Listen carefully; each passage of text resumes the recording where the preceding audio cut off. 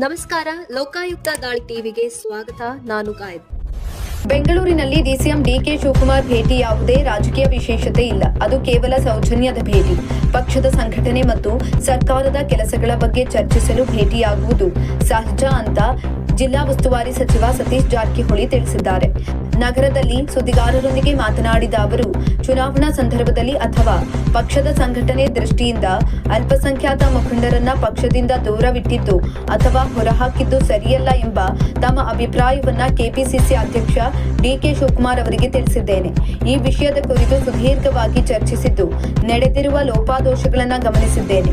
ಮುಂದಿನ ದಿನಗಳಲ್ಲಿ ಇದನ್ನ ಖಂಡಿತವಾಗಿಯೂ ಸರಿಪಡಿಸುತ್ತೇನೆ ಅಂತ ಡಿಕೆ ಶಿವಕುಮಾರ್ ಭರವಸೆಯನ್ನ ಕೊಟ್ಟಿದ್ದಾಗಿ ತಿಳಿಸಿದರು. ಇನ್ನು ಪಕ್ಷವು ಎಲ್ಲಾ ಸಮುದಾಯಗಳನ್ನ ಒಳಗೊಂಡು ಹೋಗಬೇಕಾದ ಅಗತ್ಯವಿದೆ.